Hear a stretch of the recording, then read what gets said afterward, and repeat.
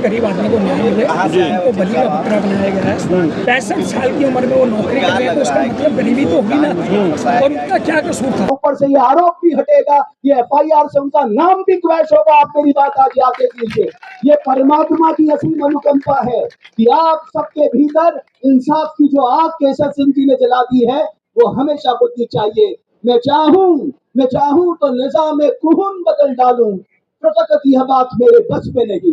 मैं चाहूं तो निजाम कुहुन बदल डालूं, फकत यह बात मेरे बस में नहीं। उठो आगे बढ़ो उत्तराखंडियों, उठो आगे बढ़ो उत्तराखंडियों, ये लड़ाई हम सब की है, 2-4-10 की नहीं, 2-4-10 की नहीं। मगर केसर सिंह जी को इंसाफ दिला के रहेंगे।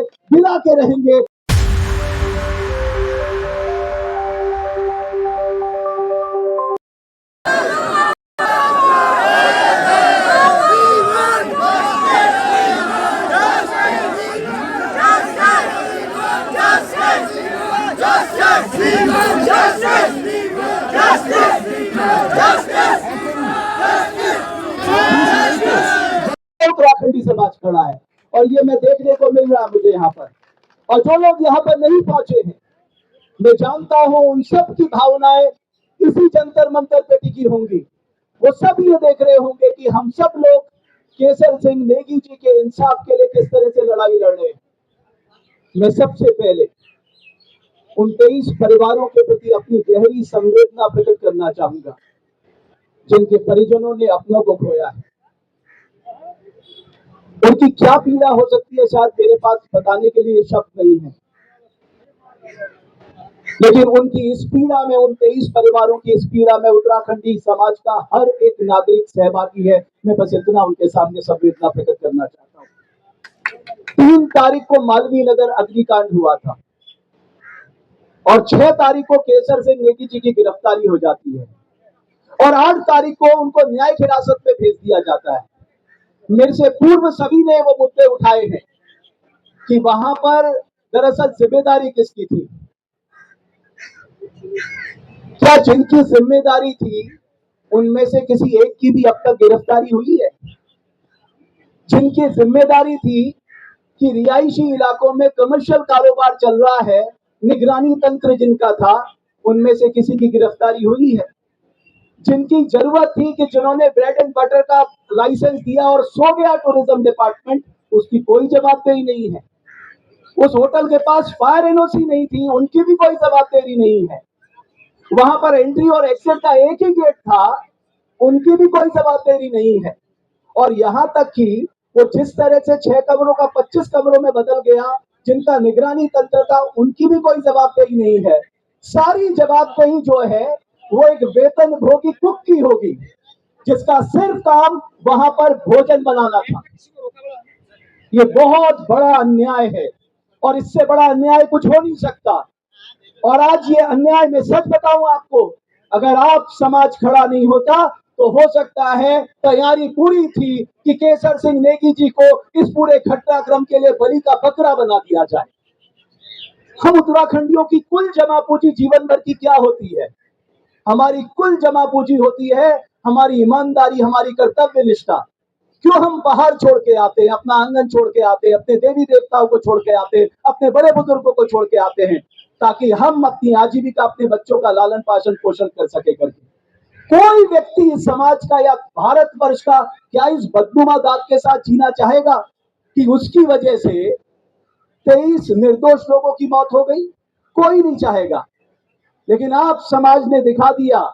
सबसे अच्छी बात यह है, हुक्मरानों के कानों तक आपकी आवाजें पहुंच चुकी है, दिल्ली पुलिस तक भी आपकी आवाज पहुंच चुकी है कि हम केसर सिंह जी को बलि का बकरा किसी भी कीमत पे नहीं बनने देंगे और आखिरी सांस तक नहीं बनने देंगे। ये केवल अब केसर सिंह जी की लड़ाई नहीं है, ये इंसाफ की लड़ाई है।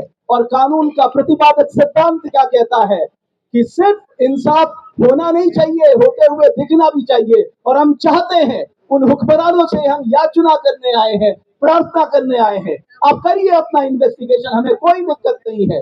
आप करिए जांच पड़ताल, आप FSL से जांच कराइए, आप जिस एजेंसी से जांच कराना चाहता कराइए, लेकिन आप एक निर्दोष को बलि का बकरा नहीं बना दे सकते, क्योंकि करोड़ों उत्तराखंडी आज केसर सिंह बन चुके हैं। केसर सिंह जी आज जरूर तिहाड़ जेल में है, लेकिन हर एक व्यक्ति उनके लिए लड़ाई लड़ रहा है हर माध्यम से। मेरे से कहा गया मैं तो एक छोटा सा गिलहरी जैसा योगदान, लेकिन आपको मैं सच बताऊं, हर एक उत्तराखंडी के मन में ये प्रश्न था कि एक निर्दोष उत्तराखंडी को फंसाने की साजिश हो रही है, लेकिन मैं सच बताऊं, आपने उस साजिश में ब्रेक लगा दिया है। बस अब सिर्फ हमें सिर्फ बेल नहीं लेनी है। मैं आपको कहना चाहता हूं, हमें सिर्फ बेल नहीं लेनी है, बेल तो मिलेगी क्योंकि मुझे भारत के न्याय तंत्र पे भरोसा है। हमें मालूम है कि केसर सिंह नेगी जी निर्दोष हैं। आप सोचिए कितने 5 सितारा होटल में नौकरी की, आज तक एक सवाल खड़ा नहीं हुआ केसर जी पे। इतनी सरलता पहाड़ की क्या है, वो व्यक्ति पहाड़ का सबसे बड़ा एम्बेसडर है। मैं कहूंगा हमारे लिए सबसे बड़ी सोच कि उस व्यक्ति ने अपने चेहरे पे सिकन नहीं लाने दी। कोई कह रहा था केसर सिंह नेगी जी भाग गए वहां से। अरे मैंने वहां जो रिपोर्टिंग कर रहे थे उनसे खुद बात की, अपने मंच पे बुला के बात की। उन्होंने कहा केसर सिंह नेगी जी आखिरी तक वहां पर मौजूद थे और वो भी उतने ही चिंतित थे, वो भी भाग रहे थे, वो भी लोगों को बचाना चाहते। अरे हमारे संस्कारों में ये है साहब उत्तराखंडी, हम मर जाएंगे अनजाने में भी, एक चींटी का भी बुरा नहीं कर सकते। तो ये 23 निर्दोष लोगों के मारे जाने का कलंक हम उत्तराखंडी अपने सर पे कभी नहीं ले सकते।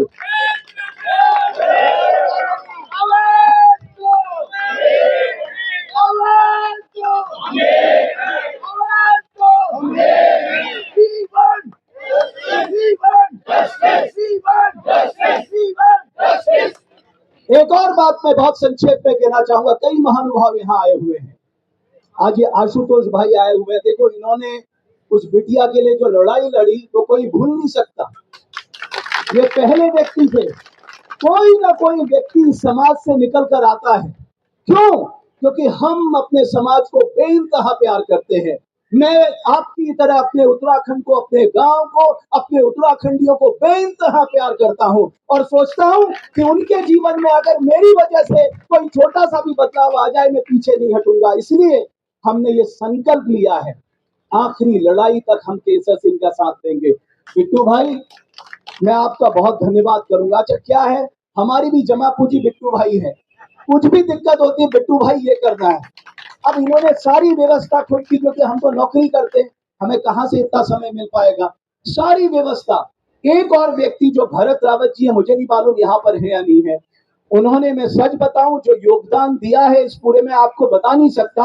उन्होंने कैसे कैसे मेहनत की है, कैसे कैसे उन्होंने केसर सिंह जी से मुलाकात करके उनको भरोसा दिलाया, आप लोगों को मैसेज दिलवाया। आप सब केसर सिंह के साथ हैं।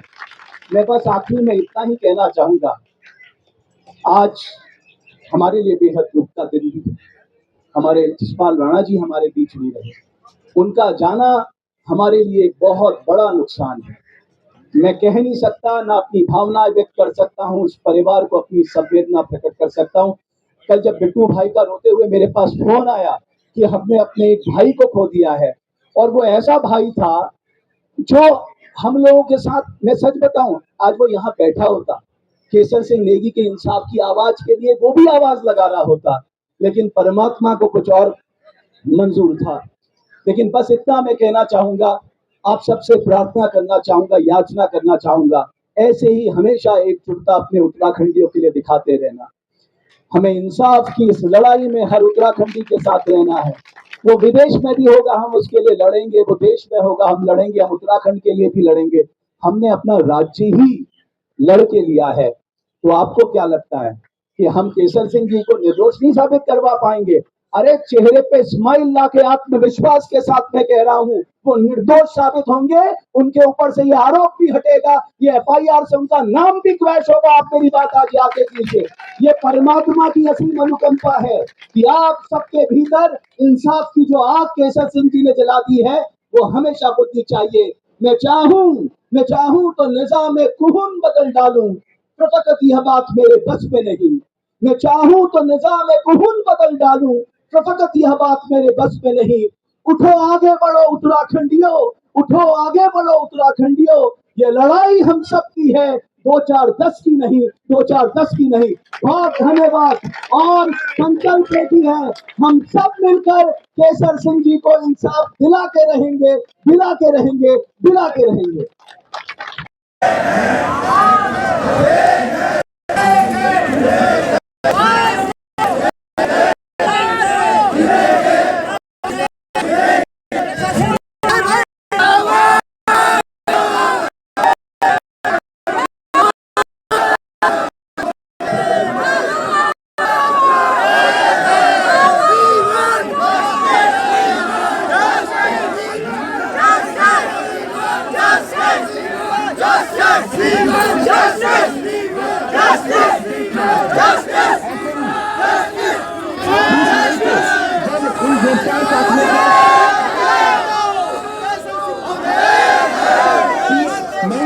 गिरफ्तार साथियों के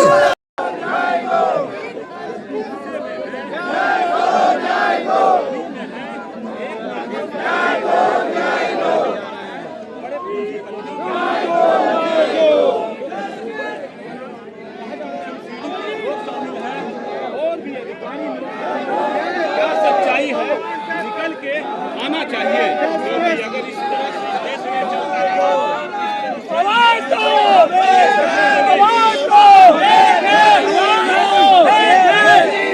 जीतेंगे, लड़ेंगे, लड़ेंगे, लड़ेंगे, आवाज दो।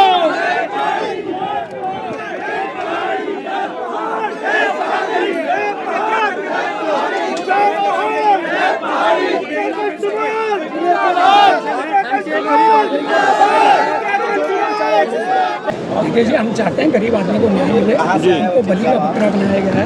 65 साल की उम्र में वो नौकरी कर रहे हैं, तो उसका मतलब गरीबी तो होगी ना। और उनका क्या कसूर था? अगर आपने केस करना है तो एनसीडी वालों पे करें ना।